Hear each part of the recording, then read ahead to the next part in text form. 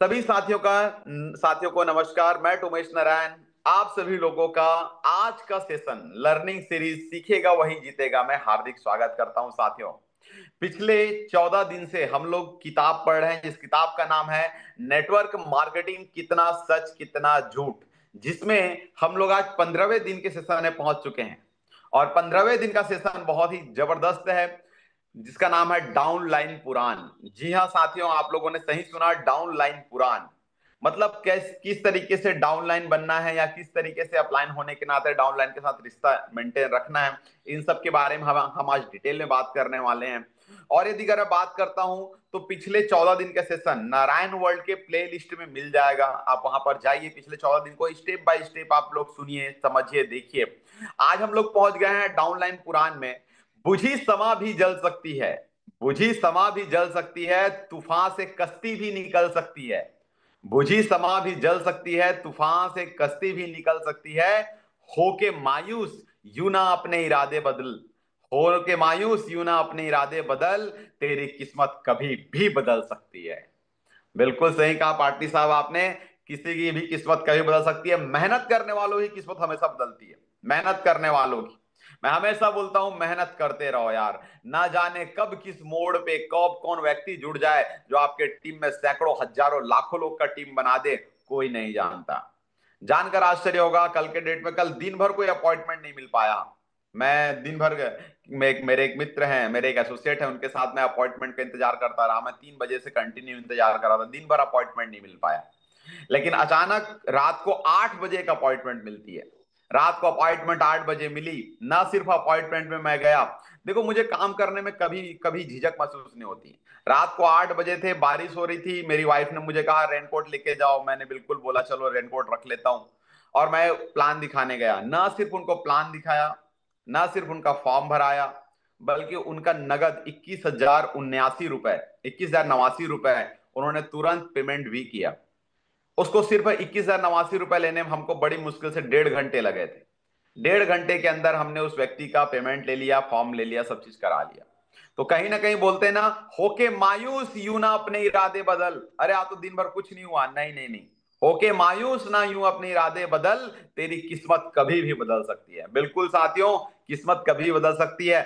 बस को जरूरत है एक दमदार प्रयास की। हम और आप लोग यदि अगर बैठे रहेंगे, घर में पानी गिर रहा है, हम और आप बैठे रहेंगे कि अभी तो ये काम है वो काम है, अरे जब फ्री हुए तब करो यार, जब फ्री हुए तब करो।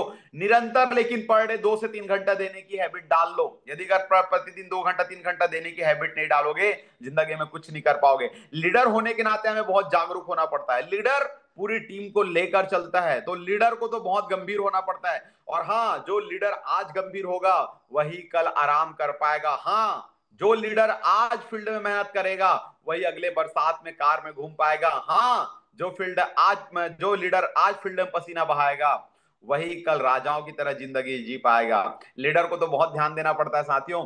तो आगे बढ़ाते हैं। अब यहां पर एक पिक्चर देखिए, आप लोग पिक्चर दिख रहा है आप लोग को? जरूर आप लोग को एक पिक्चर दिख रहा होगा। और इस पिक्चर में देखिए, एक आदमी है जो शायद सीनियर है और सर धुन रहा है। और क्या बोल रहा है मालूम है? ऐसे डाउन लाइन से भगवान बचाए, ऐसे डाउन लाइन से भगवान बचाए। डाउन लाइन को उचित ट्रेनिंग, नेटवर्किंग, संस्कार और मार्गदर्शन नहीं दोगे तो यही होगा, संभल जाओ। हमारे बिजनेस का सिस्टम बना हुआ है। देखो कितना प्यारा सिस्टम बना है, मैं बताता हूं आप लोग को। हमारा गुरुवार को सप्ताह शुरुआत होता है। गुरुवार यानी आज के दिन सप्ताह शुरुआत होता है।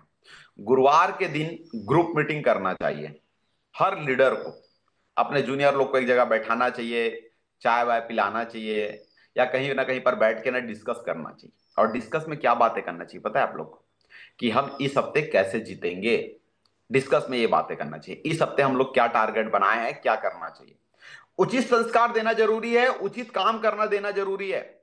हर गुरुवार के दिन ग्रुप मीटिंग करो आप लोग। हर गुरुवार के दिन अपने अपने शहर में जाओ, अपने अपने एरिया में जाओ, अपने घर में बुलाओ या कहीं पर बैठ जाओ, और ना ग्रुप मीटिंग में बढ़िया मस्त बैठो, डिस्कस करो। इसको बोलते हैं अच्छे संस्कार डेवलप करना। हर शुक्रवार के दिन ट्रेनिंग करो, मतलब करो। हर शुक्रवार को NAO training, new associate orientation training करवाना ही चाहिए। शनिवार को तो इनविटेशन रहता है, रविवार के दिन आप लोगों को सेमिनार करवाओ। हर जगह हर शहर में सेमिनार करवाइए आप, भैया यहाँ यहाँ पर आप जाओ जाओ सेमिनार चलो करते हैं। सोमवार मंगलवार बुधवार फॉलोअप मारो, कंटिन्यू फॉर्म भरवाओ फॉलोअप करो, फॉर्म भरवाओ फॉलोअप करो। और उसके बाद बुधवार को रात को क्लोजिंग करने के बाद रात को अपने सीनियर को रिपोर्टिंग करो कि सर आज ऐसा ऐसा पूरा इस पूरे हफ्ते का ये रिपोर्टिंग रहा। और फिर गुरुवार को शुरुआत कर लो ग्रुप मीटिंग से। तो इस तरीके से हफ्ते का साइकिल चलता है, और जो हफ्ते का साइकिल चलाता है उसकी टीम बहुत अच्छे से बनती है साथियों। कई लीडर इस बात को समझते नहीं है। कई लीडर क्या करते हैं, अरे यार करेंगे ना यार, अपना क्या जरूरी थोड़ा है। कई लीडर भी डिपेंडेंट रहते हैं अपने बड़े सीनियर के ऊपर, और वो अपने बड़े सीनियर का आदेश का इंतजार करते रहते हैं। बिल्कुल आप आदेश लीजिए, लेकिन आप भी तो कुछ पहल करने की कोशिश कीजिए। आप डिस्कस कीजिए ना अपने अपने अपलाइन से कि सर आप बताइए यहां पर क्या करना होगा। हर गुरुवार के दिन ग्रुप मीटिंग करवाओ, कहीं ना कहीं बैठ जाओ, कहीं ना कहीं बैठ जाओ। जब मैं नया नया था तो मैं 2-3 जगह ग्रुप मीटिंग करता था। एक टीम मेरी यहाँ होती थी, दूसरा टीम यहाँ होता था, तीसरा टीम वहां होता था। तो भाई हर जगह अलग अलग सुबह से ग्रुप मीटिंग मार रहा हूँ। यहाँ पर ग्रुप मीटिंग में 15 लोग बैठे, वहां पर ग्रुप मीटिंग में 10 लोग बैठे, वहां पर ग्रुप मीटिंग में 15 लोग बैठे, इस तरीके से ग्रुप मीटिंग करता था। और ये ग्रुप मीटिंग करने से मेरी टीम का पूरा, मुझे भी कई बार उनके अंदर में क्या चल रहा है सब मालूम पड़ जाता था कि भाई तुम्हारे मन में क्या चल रहा है। देखो बिजनेस को करने का तरीका है, ये बिजनेस कोई हवा हवाई नहीं है कि बंदे मिलाओ करोड़पति बन जाओ। बंदे मिलाओ करोड़पति बन जाओ एक लाइन एक हद तक सही है, लेकिन बंदे मिल गए उसके बाद उनको कैसे संभालना है इसके लिए भी क्वालिटी डेवलप करनी पड़ती है। तो इसलिए मेरे साथियों, आप और हम लोगों को इस बात का विशेष तौर पर ध्यान रखना है। यहां पर जो अपलाइन सर ढूंढ रहा है ना, अब देखते हैं ये अपलाइन की गलती है। अच्छे संस्कार नहीं दोगे तो कैसे होगा। तुम खुद अपने अपलाइन से डेली दिन में 2 बार बात नहीं करते, तुम कहां अपने टीम में ऐसे संस्कार डेवलप करवा सकते हो। तुम खुद अपने सीनियर को कभी रिपोर्टिंग नहीं करते, तो तुम अपने टीम में कैसे रिपोर्टिंग का माहौल बना सकते हो। कभी नहीं बना सकते। तुम खुद टाइम पे नहीं पहुंचते हर कोई मीटिंग में सेमिनार में, तो तुम अपने टीम में कैसे टाइम में आने वाले एसोसिएट पैदा कर सकते हो। कभी नहीं कर सकते। तुम खुद यदि हर दिन 3 प्लान नहीं दिखाते हो, तो तुम कैसे करके आप बताओ कि आप आपके टीम में 3 प्लान दिखाने वाले लोग रहेंगे। जब तुम खुद कुछ नहीं करते तो तुम्हारी टीम में खुद का अच्छे से काम कैसे होगा। पहले करके दिखाओ ना टीम वाले को। ये नौकरी थोड़ा है कि ऑर्डर करो, तुम जाओ रे ऐसा करो रे वैसा, ये ऐसा वाला काम नहीं है। ये करके दिखाने वाला काम है। पहले जूनियर को करके दिखाओ, देखो जी ऐसे ऐसे करना पड़ता है, तब कहीं जाकर जूनियर करेगा। अब यहां पर आते हैं पहले वाला लाइन पे, डाउन लाइन पुराण नंबर 1। डाउन लाइन को चेला या भक्त मत समझिए। क्या बोला मैंने, या डॉक्टर पाटिल ने क्या बोला, ध्यान से सुनो। डाउन लाइन को चेला या भक्त मत समझिए। कई लोग अपने डाउन लाइन को चेला या भक्त समझते हैं। वाह वाह वाह वाह, ये तो मेरा चेला है भैया। नेटवर्क मार्केटिंग में असफलता की एक, हाँ चलो मैं पढ़ के सुनाता हूं। नेटवर्क मार्केटिंग में सफलता भी एक अलग तरह का नशा पैदा करती है। आपकी डाउनलाइन फौज आपको बेइंतहा आदर व सम्मान देती है, आपको उपमाओं से नवाजती है। वे स्टेशन व एयरपोर्ट पर आपको लेने सैकड़ों की तादाद में पहुंचते हैं, फूल मालाओं से लादते हैं, जय जयकार करते हैं। इतना बड़ा स्वागत तो राजनेताओं को भी नसीब नहीं होता। यह स्वागत सत्कार आपको दम्भी बनाता है, दम्भी बनाता है, आपके अंदर अहंकार भरता है। धीरे धीरे आप इस स्वागत के आदी हो जाते हैं। आप यह भूल जाते हैं कि यह स्वागत आपकी अपलाइन की पदवी को मिल रही है। आपकी जगह किसी भी नाम के कोई भी व्यक्ति होता तो उसे भी यह स्वागत मिलता। आप इसे व्यक्तिगत विजय मानकर स्वयं को साथियों के बीच आम से खास की श्रेणी में ले जाना चाहते हैं। अब ये बहुत बड़े लेवल की बात है, बहुत बड़े जो सीनियर लेवल के लीडर के लोग होते हैं उन लोग के लेवल की बात है। देखिए कई बार होता क्या है, वो सम्मान हमको नहीं मिल रहा है यार, वो पद को मिल रहा है, जो डायमंड नामक पद है ना उसको मिल रहा है। हम लोग को ना कभी घमंड नहीं करना चाहिए, और जो घमंड करेगा ना वो मुंह के खाएगा। इसलिए मैं बड़े बड़े लीडर को सुनते रहता हूं और वो लोग को देखते रहता हूं, वो लोग बहुत मेहनत करते रहते हैं। जो लीडर इस नशा के आदी नहीं होते ना, वो बहुत मेहनत करते हैं।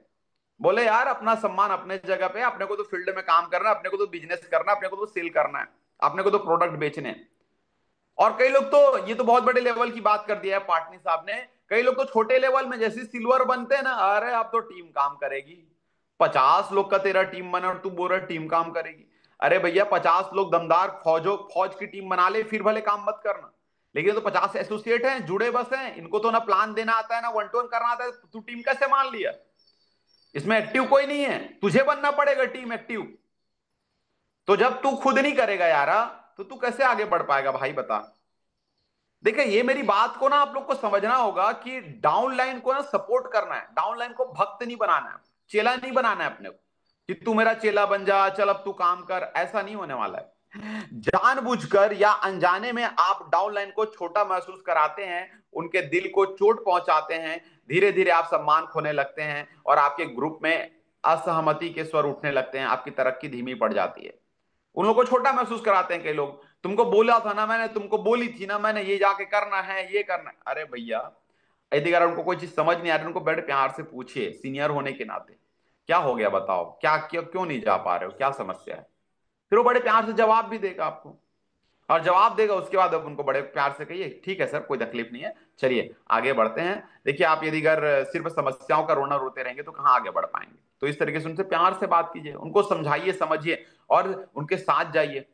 मैं आपको आगाह करता हूं कि यदि आप डाउनलाइन को चेला या भक्त समझते हैं तो संभल जाइए, उन्हें व्यापारिक सहयोगी समझिए, छोटा भाई या परिवार का सदस्य समझिए और उनके साथ सम्मान से पेश आइए।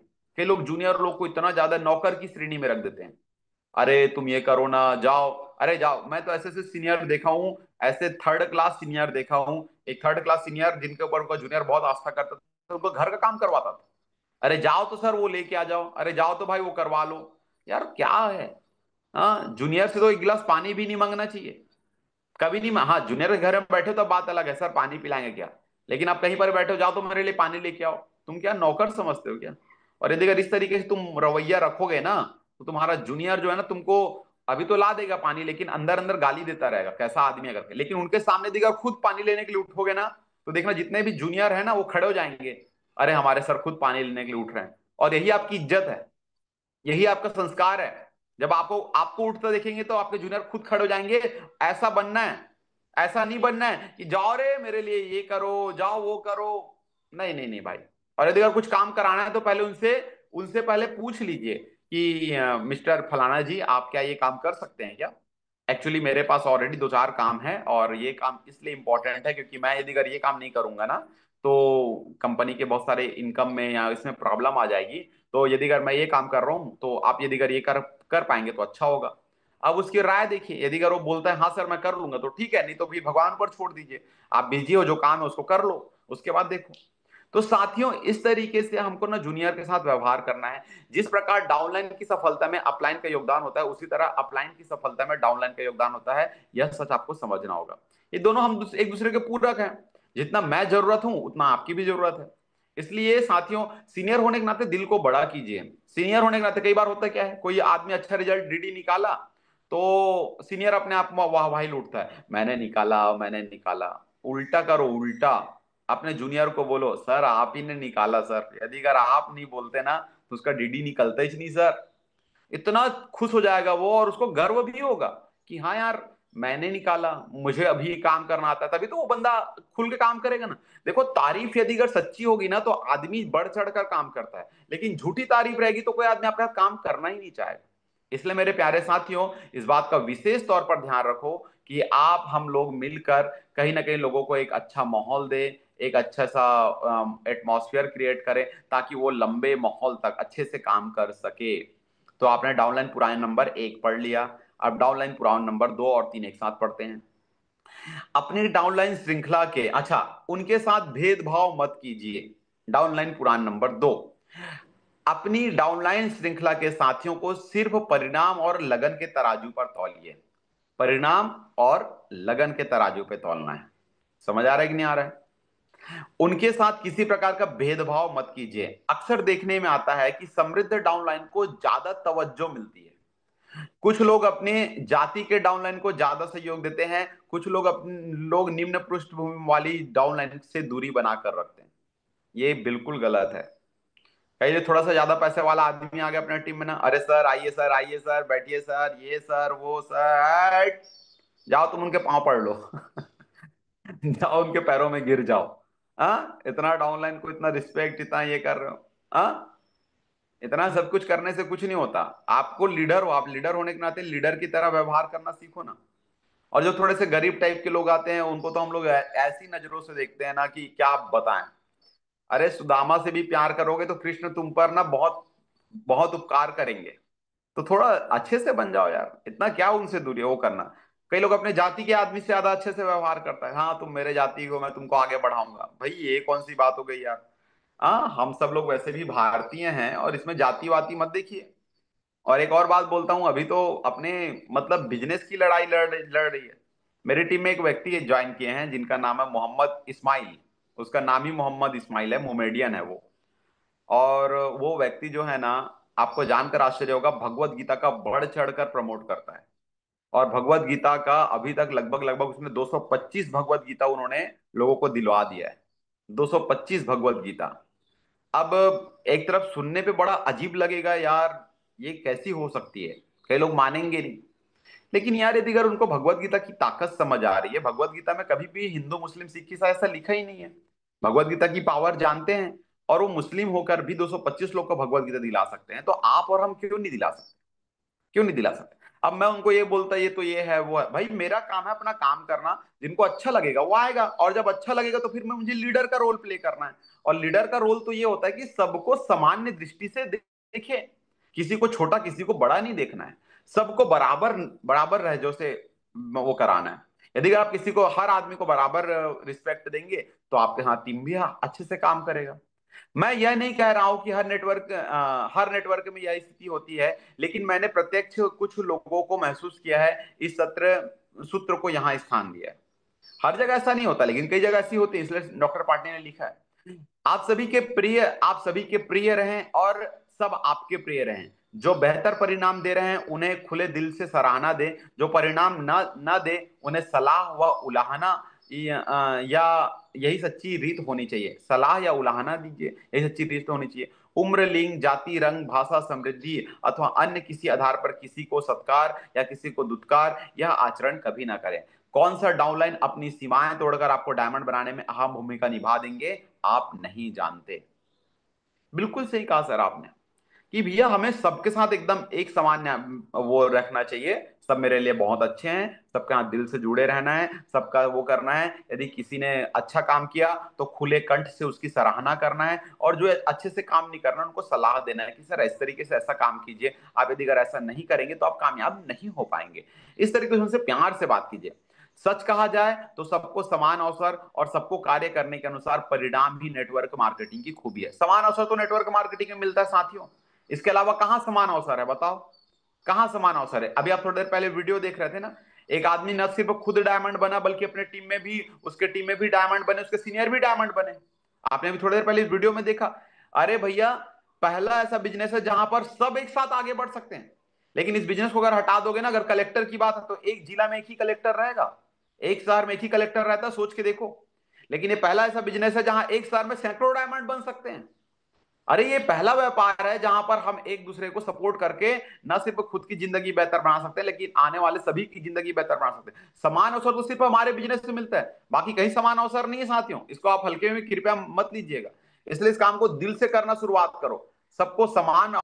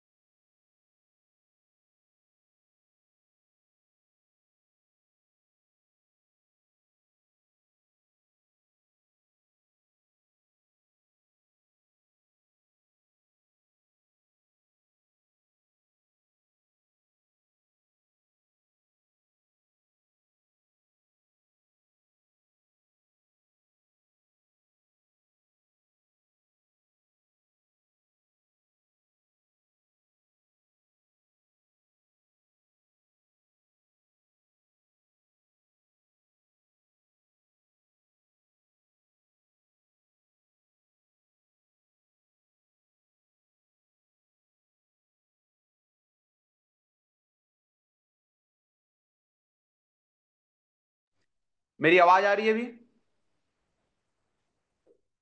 आ रही है आवाज? Okay, thank you.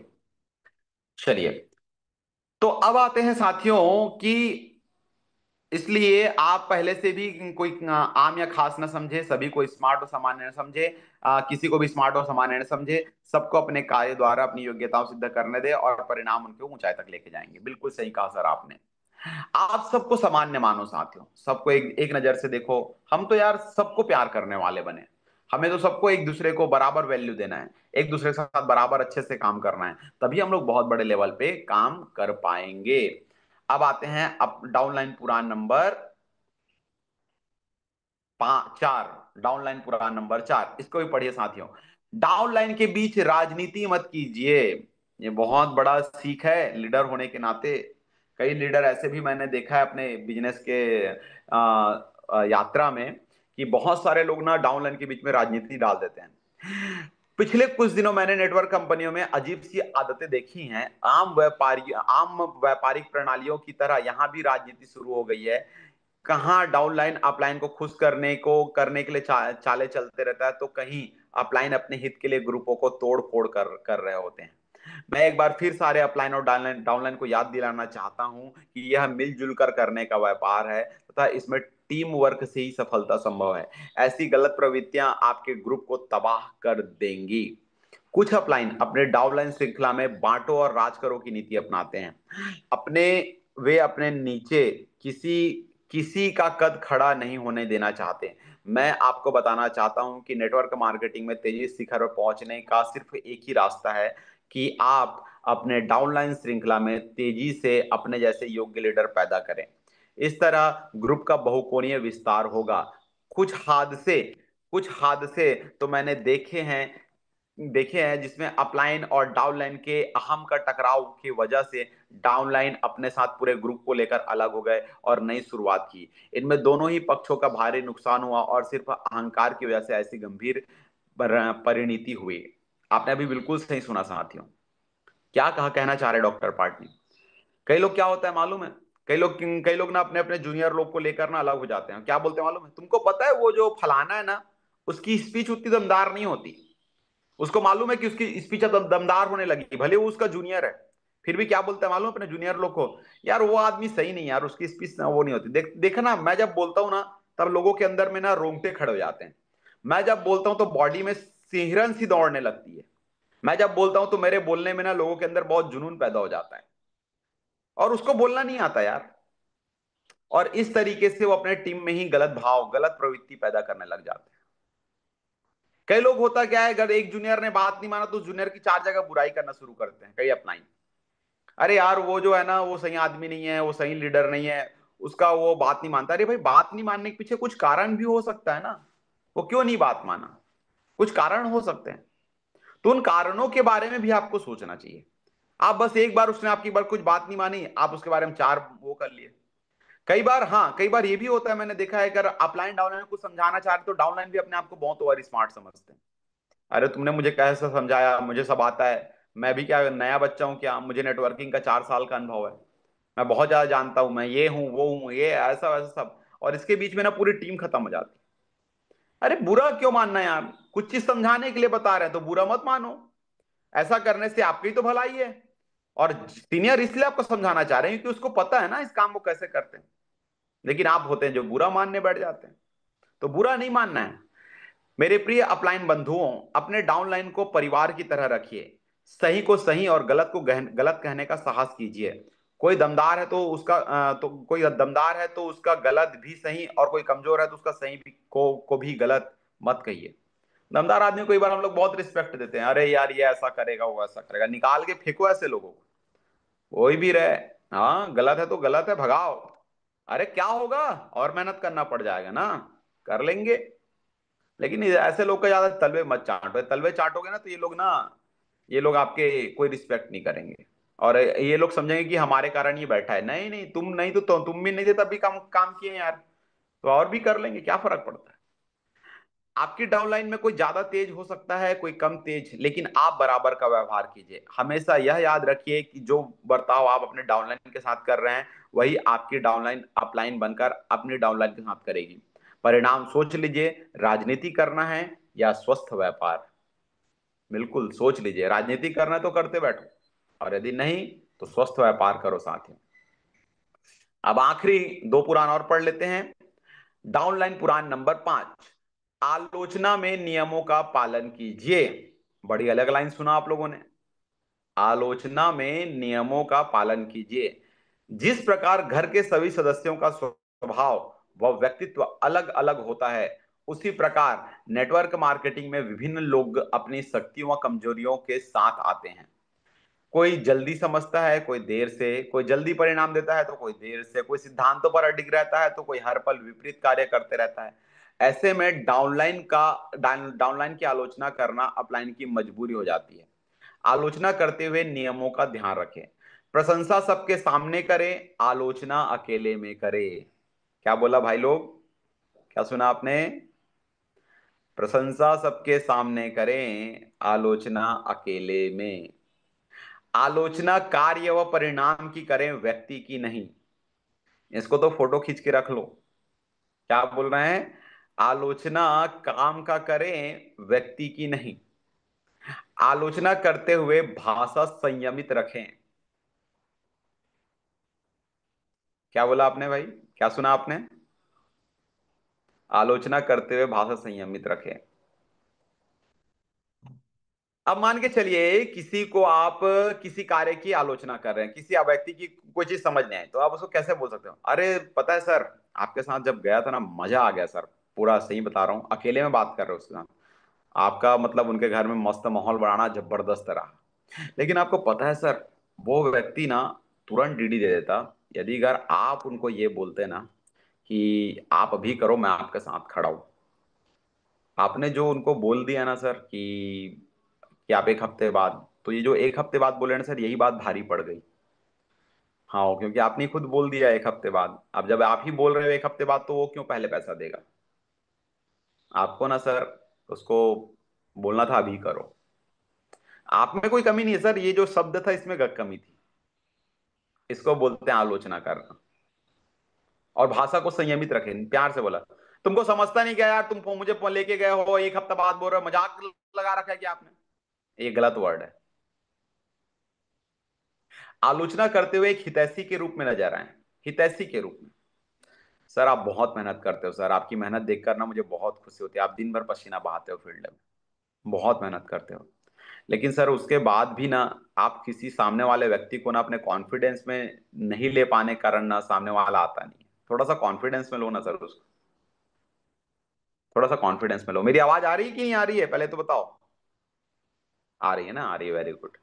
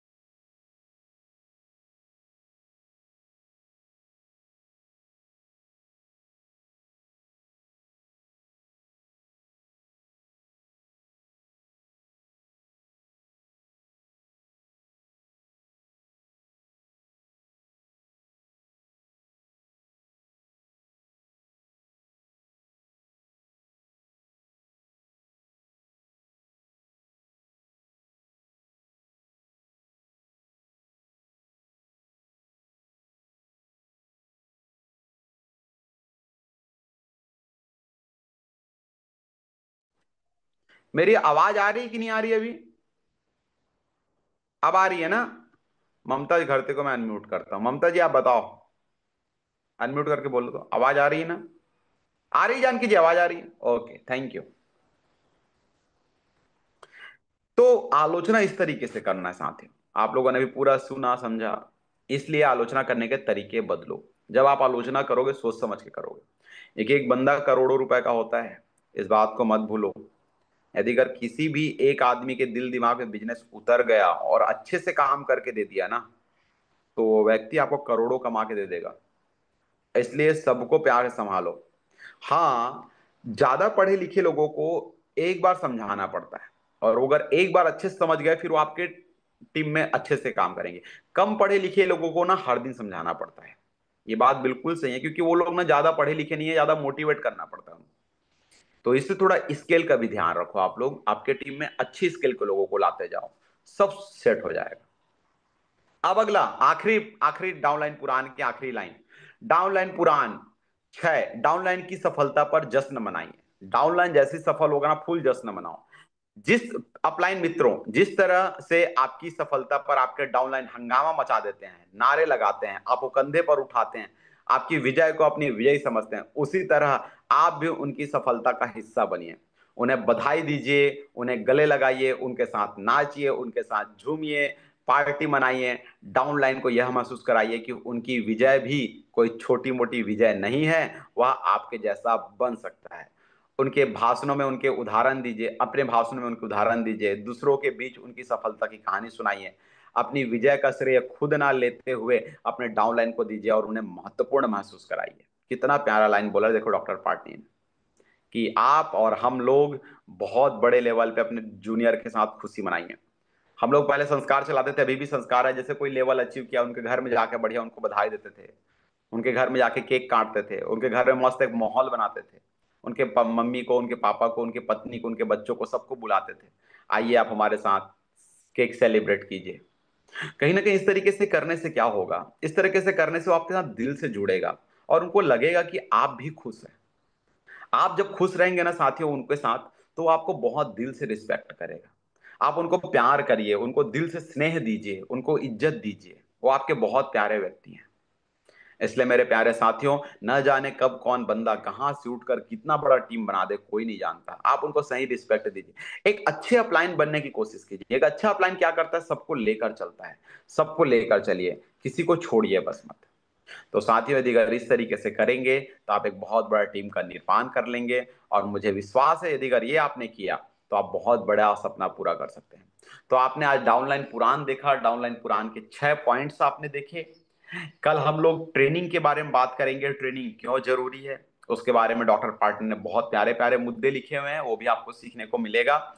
और यदि अगर आप मेरे चैनल पे नए हैं तो सब्सक्राइब कीजिए, चैनल को लाइक कीजिए, और अपने टीम को, सभी को शेयर कीजिए साथियों। इसके प्लेलिस्ट पूरे, ये मेरी कोई किताब नहीं है, ये डॉक्टर पाटनी की किताब है। मैं तो स्टडी कर रहा हूँ, मैं तो रीडिंग कर रहा हूँ। आप इसको पढ़िए, सुनाइए, लोगों को शेयर कीजिए। और मैं बार बार बार कहूंगा, इस चैनल से आपको बहुत कुछ सीखने को मिल रहा होगा, तो जरूर लाइक शेयर सब्सक्राइब कीजिए। और आप सभी भी हमारे बिजनेस में डायमंड बने और कुछ करके दिखाएं, यही भगवान से प्रार्थना है। इन्हीं शुभकामनाओं के साथ मैं अपनी वाणी को विराम देता हूँ। Wish you all the best and go diamond. Diamond बनिए और राजाओं की तरह जिंदगी जिए।